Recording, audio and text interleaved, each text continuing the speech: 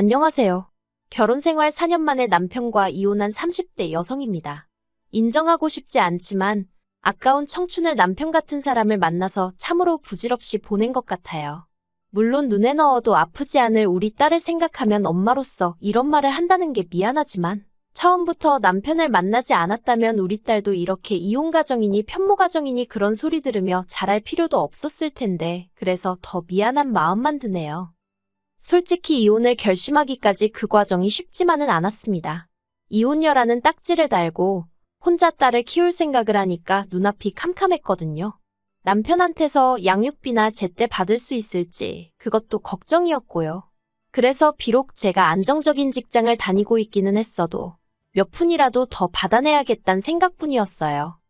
사실 남편이 완벽한 사람은 아니었지만 그래도 이렇게 이혼까지 하게 될 줄은 몰랐습니다. 어떻게 보면 저희가 이혼하게 된 불씨를 던진 사람은 남편이 아닌 시동생이거든요. 그리고 시동생 이야기를 하려면 일단 남편 이야기를 안 할 수가 없네요. 제가 남편하고 처음 만났을 당시 저는 32로 저 하나 아껴주고 가정에 책임감이 있는 그런 남자를 만나 결혼하고 싶었어요. 그리고 제 눈에는 남편이 딱 그런 사람으로 보였습니다. 비록 모아둔 돈은 많이 없었지만 시어머니와 시동생들에게 다정한 아들이자 오빠였고 듬직한 가장 노릇을 하는 사람이었으니 자기 가정이 생겨도 최선을 다하겠구나 싶었달까요. 그런데 지금에서야 생각해보면 헛똑똑이도 그런 헛똑똑이가 없었네요. 남의 집 기둥뿌리는 뽑아오는 게 아닌데 그걸 뽑아왔으니까요. 남편은 이남 일녀 중 장남으로 경제적으로 녹록치 않은 집안에서 자랐다고 들었습니다. 시아버지라고 불러도 될지 모르겠는 게 남편은 늘 그 사람이라고 칭하거든요. 아무튼 그러니까 남편의 친아버지는 남편이 초등학교에 들어가던 시기에 술집 여자랑 눈이 맞아 집을 나갔답니다. 그리고 이후로 소식 한번 전하지 않다가 남편이 고등학교를 졸업하고 한참 현장에서 일하던 시기에 죽었다고 연락이 왔대요. 하지만 남편이나 시어머니는 원망이 컸고 시동생이랑 신우는 그런 아버지에 대한 기억이 거의 없었다고요. 그래서 장례 같은 것도 따로 안 치렀다 들었습니다. 그리고 저는 그 사연을 듣는 동안 가슴이 너무 아팠어요. 어떤 이유건 간에 집안에 가장 자리가 비어 있었으니 시어머니 혼자서 자식 셋을 건사하기가 쉽지는 않으셨겠구나 싶었으니까요. 그래서 저는 진심으로 시어머니나 시댁 식구들에게 잘해주고 싶었습니다. 저는 남편과 달리 경제적으로 유복하진 않아도 화목한 가정에서 사랑을 받으며 자랐기 때문에 남편이나 시댁 식구들에게도 저와 같은 추억을 만들어주고 싶었달까요. 그래서 다른 사람들이 어려운 가정 형편에서 자란 남자와 결혼하면 같이 고생이라고 조언을 해줄 때도 솔직히 그다지 귀담아 듣지 않았습니다. 돌이켜 생각해보면 정말로 제가 어리석었던 거지요. 아무튼 그렇게 시어머니가 혼자 자식 셋을 키우셨는데 문제는 자식 셋을 너무 달리 대하셨다는 거예요. 일단 신우는 막내임에도 불구하고 딸이라서 그런 건지 솔직히 시어머니 속을 누가 알겠습니까만 어쨌든 차별을 엄청나게 당했던 모양이에요. 그래서 고등학교 졸업하자마자 독립하고 이후로 저희 남편하고만 간간히 연락하고 지내지 시어머니하고는 정말 남보다도 못한 사이로 지내고 있어요. 그리고 제 이혼의 시발점인 시동생에 대해서 이야기를 해보자면요. 대학 등록금부터 시작해서 자취비용은 물론이고 생활비에 졸업하고 취업한답시고 허비한 2년까지 전부 모조리 다 시어머니한테 받아 쓴 한심하고 철없는 인간입니다. 그리고 이걸 제가 어떻게 알게 되었냐면 시동생이 자기 입으로 자기는 그때까지 아르바이트 한 번 안 해봤다면서 무슨 자랑하듯 이야기를 했기 때문이지요. 그리고 시어머니가 당신 돈으로 당신 아들한테 해주신 건데 제가 열 올릴 입장은 못 되잖아요. 그래서 그냥 그랬냐, 시어머니가 고생을 많이 하셨겠다고 돌려서 한마디 하고 말았는데 그나마 그것도 제가 무슨 뜻으로 했는지 눈치채질 못하더군요. 하지만 제가 정말 어이가 없고 시쳇말로 환장하겠다 싶었던 건 그 이후에 있었던 일입니다. 사실 남편이 저에게 프로포즈를 했을 당시 모아둔 돈이 3천만 원 남짓밖에 없는 걸 알고는 꽤나 실망을 했었거든요. 하지만 이내 남편이 자기가 아무래도 장남이고 하다 보니 여러 가지로 신경 쓸 일이 많았다고 말하길래 그래도 사람이 솔직하고 가족을 위해 희생을 많이 했구나 싶대요. 그래서 그런 거라면 내가 이해해줘야 한다고 생각했습니다. 막말로 자기 가족을 모른 채 하고 자기 배만 불리는 사람보다는 100배 1000배 낫다고 생각했으니까요. 그런데 알고 보니까 돈을 못 모은 이유가 시어머니 사시는데 생활비를 보태드린 것뿐만 아니라 시동생이 출퇴근하는데 차가 필요하다고 해서 차를 사줬었다는 거예요. 정작 저랑 한참 연애하던 당시에도 남편은 차가 없었는데 말이지요. 게다가 그게 다가 아니었습니다. 시동생이 아침 저녁으로 운전하는 게 피곤하다고 얼마 안가 자취를 하겠다고 나왔는데 시어머니가 저희 남편더러 그 자취방 보증금을 해주라고 하셨다는 거예요. 그리고 바보 같은 남편은 자취방 보증금은 계약이 끝나면 돌려받을 돈이니까 괜찮다고 생각해서 해줬다대요. 이런 내막을 알고 나니까 젊어서부터 고생 많이 하신 불쌍한 시어머니라고 생각해서 저희 결혼할 때 단돈 100만 원도 안 보태주셨어도 불만 같은 거 전혀 없었는데 갑자기 대학도 못 간 아들이 새벽부터 밤늦게까지 현장에서 벌어온 돈 등골까지 빼다가 작은 아들한테 몰아주신 속도 없는 시어머니로 보이기 시작했고 그러니 괜히 원망스럽고 그렇더라고요. 그런데 이런 제 속내를 알 리가 없으셨던 시어머니는 저에게 여러 가지로 기대하시는 바가 많으신 눈치였어요. 그리고 저는 결국 그래, 시어머니도 당신 나름의 사정이 있으시겠지 생각하고 기왕 한 가족이 되었으니 내 할 도리는 하면서 잘해야겠단 마음으로 시간이 날 때마다 그때그때 사정에 맞게 최선을 다해 챙겨드렸습니다. 이건 시어머니도 인정하시는 바이고 남편도 몇 차례나 저에게 고맙다고 말했을 정도니까 저만의 착각이 아니에요. 몇 가지 일례로 신혼 때 남편이 없는데도 무턱대고 저희 집에 오셔서 주무시고 가시겠다 하셨을 때도 자식들 다 내보내고 나니 외로우셔서 저러신가 보다고 그래서 싫다 좋다 군소리 없이 며칠이고 방 하나 내드렸고요. 연락도 없이 친구분들 모시고 오셔서는 여기가 당신 큰아들 집이라며 저한테 차상 좀 내오라 과일 좀 깎아라 하실 때도 시어머니 기 살려드린다 생각하면 이까진 일이 대수냐 싶어서 내내하고 시키는 대로 해드렸어요. 그리고 이후로도 생신이며 명절이면 없는 살림에 빠듯한 생활비 쪽에서 여행도 모시고 다니고 그 맏며느리 자리가 뭐라고 그래도 어디 가서 시어머니가 아들 며느리 이야기할 때 부끄럽지 마시라고 나름대로 최선을 다해서 모셨네요. 그런데 얼마 전 남편 생일이라 온 가족이 모인 자리에서 시어머니가 잠깐 자리를 비우셨을 때였어요. 시동생이 저더러 이제 자기도 돈 좀 벌고 하니까 시어머니 앞으로 경차라도 한 대 뽑아드릴까 생각 중이랍니다. 아무리 경차라고 해도 한두 푼 드는 게 아닐 텐데 대단하네 싶어서 그러냐고 잘 생각했다고 그랬어요. 그런데 시동생이 자꾸 저 아닌 제 남편 눈치를 살피는 것 같아서 무슨 꿍꿍이가 있나 싶더라고요. 그래서 식사가 끝나고 가족들이 다 각자 자리를 일어선 후에 제가 남편더러 아까 시동생이 눈치를 주는 것 같던데 뭐였냐고 물었네요. 이때만 해도 솔직히 분위기도 나쁘지 않았고 저도 남편한테 장난처럼 떠보듯이 물어본 거였어요. 그런데 남편이 신경질적으로 시동생이 경차해준다는 게 저희더러 같이 하자고 그런 거랍니다.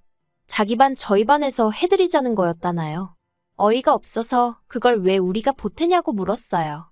경차나마나 어머님 돈으로 이제껏 놀고 먹고 공부까지 다 한 게 누군데 그 덕으로 취직까지 했으면 자기나 조용히 알아서 선물을 하던지 하면 되지. 왜 우리더러 반을 보태라고 하느냐고 안 된다고 했습니다. 그리고 막말로 내가 사드리면 사드렸지.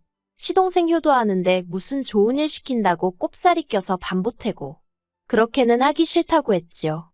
그러자 남편도 제 눈치를 쓱 보더니 알겠답니다. 그리고는 그냥 그렇게 말이 나온 건데 저더러 뭘 그렇게 예민하게 받아들이냐면서 오히려 저한테 핀잔을 주대요. 이후로도 잠들 때까지 어이가 없었지만 그래도 이렇게 얘기가 끝났다 싶어서 저도 더는 왈가왈부하지 않았어요. 그런데 이틀이나 지났나 남편이 저더러 얘기 좀 하잡니다. 그래도 함께한 시간이 있는데 목소리만 들어도 얼굴만 봐도 대충 딱 느낌이 오더라고요. 그리고 아니나 다를까 남편이 한다는 말이 자기가 곰곰이 생각해봤는데 시동생이 효도할 때 같이 하는 게 뭐가 어떻냐입니다. 막말로 우리가 차를 사드릴 형편이 되는 것도 아닌데 이참에 같이 효도하면 오히려 좋은 거 아니냐대요. 그래서 제가 그러니까 왜 이 시점에 뜬금없이 어머님한테 차를 사드려야 하는 거냐고 따졌어요. 그랬더니 그 연세 되도록 자기 차 한 대 못 가져본 사람이 저희 시어머니밖에 없을 거라면서 저더러 시어머니가 지하철 타고 버스 타고 아들네 오는 걸 보면 가슴 아프고 그러지 않냐입니다. 정말 황당하기 짝이 없더라고요. 그래서 저도 가슴 아프고 말고 할 게 뭐가 있냐고, 다들 자기 형편에 맞춰서 사정에 맞춰서 사는 거지. 그리고 자동차라는 게 사기만 하면 거기서 끝이냐고, 보험료 내야지 유지비 들지, 기름값은 어떻게 하실 건데 하고는 막 따졌네요. 그러자 남편이 자기 어머니 형편이 어떻길래 그런 소리를 하냐면서 저한테 막 삿대질까지 하는 거예요. 그리고 그런 남편의 모습을 보고 있자니 진짜 깝깝하고 열받고 어처구니도 없고 저 인간은 속도 없나 싶어서, 당신은 그렇게 어머님한테 뒷바라지는커녕 제대로 된 대접도 못 받으면서 시동생한테 돈도 한 번 뜯겼으면 됐지 또 뜯기고 싶어서 그러냐고, 정말 뭐 느끼는 게 없냐고 화를 냈습니다. 그랬더니 결혼 전에 있던 일이고 못 받아도 자기가 못 받았는데 왜 네가 난리냐면서 오히려 저를 이상한 사람으로 몰아가더군요. 그리고 그 순간 저는 망치로 머리를 한 대 맞은 듯 했습니다.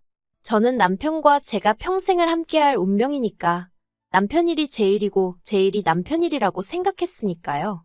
그래서 남편의 힘들고 어려웠던 시절마저 제가 감싸주려고 했는데 남편 본인이 저더러 필요 없다고 말한 거나 마찬가지였지요. 그래서 제가 남편더러 그럼 당신 능력으로 경찰을 해드리던지 버스를 사드리던지 마음대로 해라. 대신 앞으로 나는 시댁일에서 신경 끄겠다 했습니다.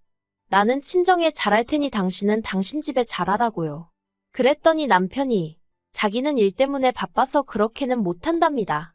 그래서 그건 당신 사정이지 하니까 남편이 저더러 너는 맏며느리잖아 하고는 소리를 빽 지르는 거예요.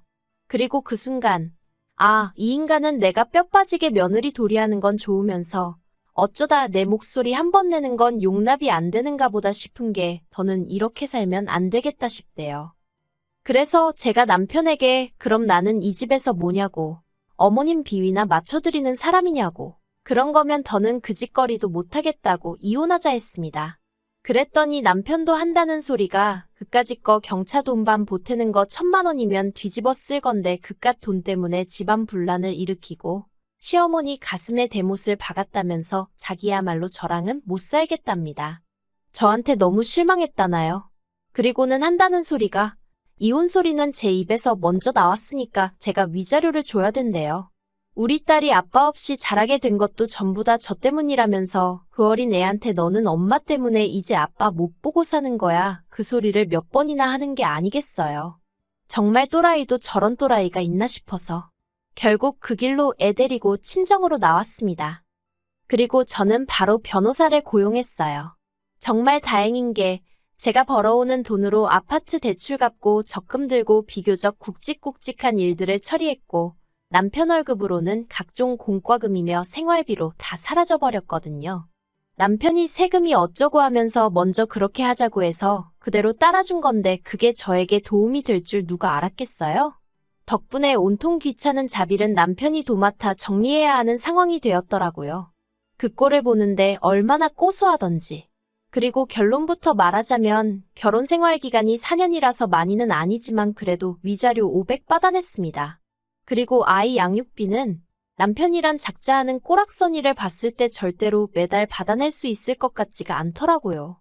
그래서 아파트 대출이 많이 남아있긴 했지만 그래도 양육비를 일시에 받는 셈치고 아파트를 제가 갖기로 하고 이혼했어요. 솔직히 부동산의 어두운 남편은 이 아파트가 얼마나 가치가 있는지 모르니 당장 매달 양육비니 뭐니 안 나간다 생각하니까 좋았나 봐요. 제가 먼저 이렇게 하자 하니까 오히려 저를 바보 취급하면서 좋다고 사인하더라고요. 저렇게 어리석고 셈에 어두운 사람인 줄 모르고 그저 순하고 착하고 가족애가 넘친다고 좋아했던 제가 머저리였네요. 그리고 마침내 법적으로 남남이 되기 며칠 전 어머님께 전화가 걸려왔었어요. 어머님은 그래도 여자가 남자 없으면 고생이라고 저더러 참고 살라셨지만 제가 막말로 친정이 없는 것도 아니고 그렇다고 직업이 없는 것도 아니고 뭐 한다고 정신 빠진 인간 뒤치다꺼리나 해가면서 돈 벌고 애 키우며 살겠습니까? 어머님께 이런 전화도 이제 하지 마시라 불편하다 정중히 말씀드렸네요. 수화기 너머로 어머님 우시는 소리를 들으니까 마음이 편치 않았지만 남편 말대로 제 어머니도 아니고 남인데 뭐 그런 것까지 제가 신경을 쓰나 싶어서 제가 먼저 전화 끊었어요. 솔직히 저는 똥 밟은 거고요. 남편은 지발로 복을 걷어찼다고 생각해요. 이제 남편이란 작자는 보나마나 다시 매일같이 죽어라 돈 벌어서 남 좋은 일이나 시키며 살겠지요. 지 복대로 사는 거라 하니 제가 뭐 해줄 말이 없네요. 저는 이제 인생 2막을 시작해보려고 합니다. 똥 한 번 밟아봤는데 설마 2번 밟겠어요? 조심도 조심하면서 살아보려고요. 그러면 좋은 날이 오겠지요.